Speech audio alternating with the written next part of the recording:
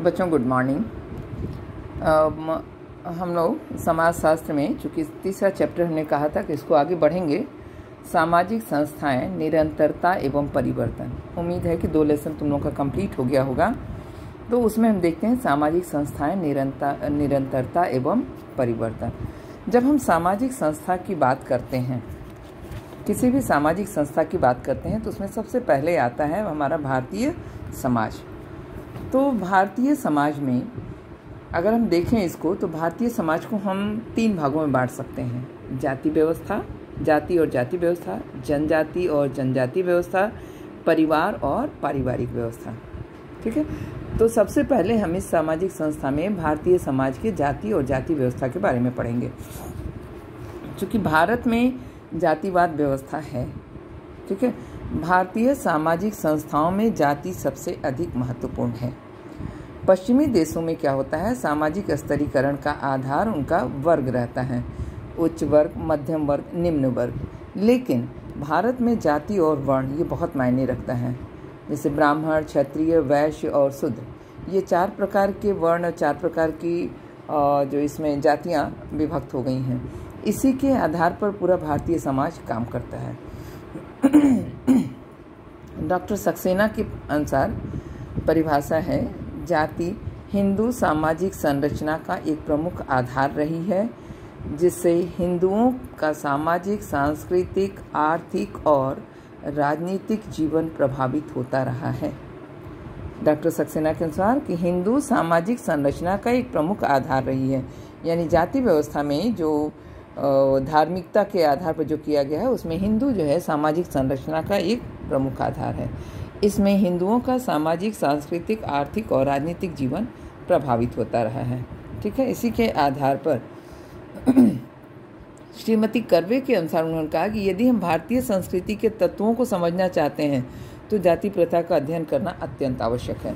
यदि हमने जाति और जाति व्यवस्था का अध्ययन नहीं किया तो सामाजिक या भारतीयता का अध्ययन नहीं किया। तो इसलिए भारतीय संस्कृति को और भारतीयता का अध्ययन करने के लिए जाति प्रथा का अध्ययन करना नितांत आवश्यक है। ठीक है। मजुमदार के अनुसार जाति व्यवस्था भारत में अनुपम है। सामान्यतः भारत जातियों एवं संप्रदायों की परंपरागत स्थली माना जाता है। ऐसा कहा जाता है कि यहाँ की हवा में भी जाति घुली हुई है। यहाँ तक कि ईसाई और मुस्लिम भी इससे अछूते नहीं बचे हैं। किसी भी धर्म को अगर हम देखें, सांप्रदायिकता के आधार पर विभिन्न संप्रदाय के लोग यहाँ रहते हैं। एक भारत ही ऐसा देश है जहाँ पर कि सांप्रदायिकता की और जातियों की व्यवस्था को स्थान दिया जाता है। यहाँ अगर हिंदुत्व की हवा है तो उसमें भी अगर हम सांप्रदायिकता में देखें तो हिंदू, मुस्लिम, सिख, ईसाई जो हैं, तो उसमें ईसाई और मुस्लिम भी अछूते नहीं हैं। उनमें भी जाति व्यवस्था है। जैसे हिंदू में तो है ही ब्राह्मण, क्षत्रिय, वैश्य और शूद्र। ईसाई में भी आप देखेंगी 2 प्रकार के ईसाई होते हैं, एक कैथोलिक होते हैं, एक प्रोटेस्टेंट होते हैं। इसी तरह मुस्लिम में भी होते हैं, शिया और सुन्नी होते हैं। यानी कोई भी अपनी जाति व्यवस्था में कोई भी संप्रदाय या कोई भी व्यवस्था, वर्ण व्यवस्था नहीं बची है। ठीक है। तो ये मजुमदार ने इसको इसीलिए कहा था कि जाति व्यवस्था भारत में एक अनुपम कृति है, एक अनुपम प्रकृति के रूप में है। हट्टन के अनुसार जाति व्यवस्था के सम्यक अध्ययन के लिए विशेषज्ञों की एक सेना की आवश्यकता है। उन्होंने कहा कि अगर हम पूरे भारतीय समाज की जाति व्यवस्था का अध्ययन करने चलें तो यहाँ विशेषज्ञों का एक पूरी टीम तैयार हो जाएगी, इतनी ज़्यादा हो जाएगी, तभी जाति व्यवस्था का अध्ययन करना मुश्किल हो जाएगा। तो इस तरह से हम देखते हैं कि हमारी जाति व्यवस्था जो है, जाति की जो परिभाषा के आधार पर कुछ ये परिभाषाएं हैं। मैं इसका फ़ोटो दे दूंगी, आप इसको लिखोगी अपनी कॉपी में, फेयर कॉपी में। ठीक है। नेक्स्ट है जाति की जो विशेषताएं होती हैं, आपकी बुक में भी है और ऐसे भी हम जो शॉर्ट में हमने लिख करके बताया आपको कि आप स्पष्ट करेंगी। केवल ये हेडिंग के रूप में हमने दिया है, इसको लिखोगी तुम लोग। जाति की जो विशेषताएं होती है कि जाति जन्म से निर्धारित होती है। एक बच्चा अपने जिस परिवार में वह जन्म लेता है, अपने माता पिता की जाति में ही जन्म लेता है और वह अपनी जाति को कभी बदल नहीं सकता है, छोड़ नहीं सकता है, अपने मन से वह उसका चयन नहीं कर सकता है। अर्थात जाति जन्म से निर्धारित होती है। ठीक है। दूसरा है विवाह संबंधी प्रतिबंध। जाति की सदस्यता के साथ साथ उसमें विवाह के भी कठोर नियम होते हैं। वो जो सजातीय होते हैं उन्हीं में ये विवाह होता है। भोजन तथा सामाजिक सहवास पर प्रतिबंध होता है। जाति व्यवस्था के अंतर्गत जो भोजन अपनी ही जाति के लोगों के साथ अपनी ही सामाजिक प्रक्रिया के अंतर्गत वो रहते हैं। जातियों में उपविभाजन पाया जाता है। अब ये जो जातियाँ होती हैं उसमें भी अलग अलग पाया जाता है। जैसे एक छोटा सा एग्जाम्पल हम दें, किसी ने मुझसे कहा था तो मैं एक एग्जाम्पल दे रही हूँ कि जैसे ब्राह्मण में भी कई प्रकार के ब्राह्मण होते हैं, उप विभाजन होता है। कुछ सांडिल्य होते हैं, कुछ कानकुब्ज होते हैं, तो कुछ माने कई प्रकार के उसमें ब्राह्मण हो जाते हैं। कश्यप होते हैं, कोई वत्स होता है। जितने ऋषि होते हैं उनके नाम पर ही उनका विभाजन, तो उप विभाजन हो जाता है उनका। अब वो जब शादी करने चलते हैं या भोजन का या जो भी सामाजिक संबंध होता है तो उन उपजातियों के अंतर्गत ही होता है। ठीक है। प्रत्येक जाति का सभी जातियों के अधिक्रम में एक निर्धारित स्थान होता है। सभी जातियों का अपना अपना एक स्थान होता है। पारंपरिक रूप से जातियां व्यवसाय से जुड़ी होती थी। पहले क्या था कि प्रत्येक जाति को उसके व्यवसाय से जोड़ा जाता था। जैसे ब्राह्मण जो होता है वो ब्राह्मण पठन पाठन का कार्य करता था। क्षत्रिय देश की सुरक्षा के लिए या शारीरिक रूप से सुरक्षा के दृष्टिकोण से उसको देखा जाता था। वैश्य जो होता है पेट पालन करने का काम करता है, यानी भोजन की व्यवस्था करता है, और शूद्र जो है सेवा कार्य करता है। तो इस तरह से इनकी व्यवसाय के आधार पर ये जुड़ी होती थी। जातियों में स्तरीकरण होता है।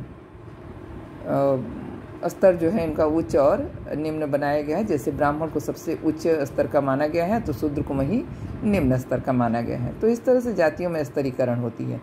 धार्मिक या कर्मकांडीय दृष्टि से जाति की अधिक्रमित व्यवस्था शुद्धता और अशुद्धता के बीच के अंतर पर आधारित होती है। यदि धर्म और कर्मकांड के आधार पर हम देखें तो जाति की जो व्यवस्था होती है वह उस समाज की, उस जाति की शुद्धता और अशुद्धता पर निर्भर करती है। प्राचीन समय में अगर हम देखें, पुराने समय में जो ये जाति व्यवस्था होती थी उसके अंतर्गत कुछ निम्न जातियों की व्यवस्था बड़ी दयनीय थी।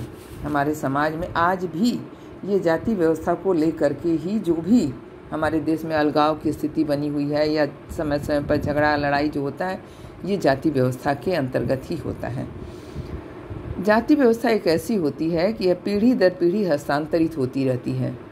एक विशेष व्यवसाय को किसी जाति से जुड़े होने के कारण उसी जाति के लोग अपना सकते हैं, किसी दूसरी जातियों के सदस्य वह काम नहीं कर सकते थे।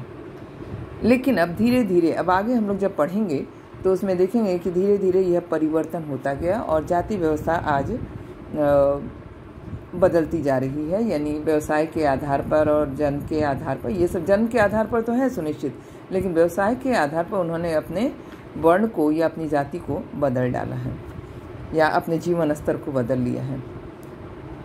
इसी क्रम में हम लोग देखेंगे आगे उपनिवेशवाद और जाति।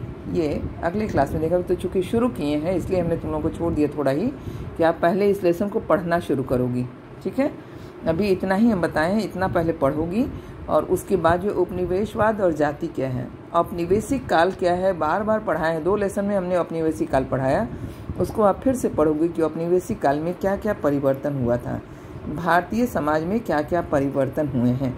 इसको पढ़ने के बाद ही हम आगे पढ़ा पाएंगे उपनिवेशवाद और जाति क्या है।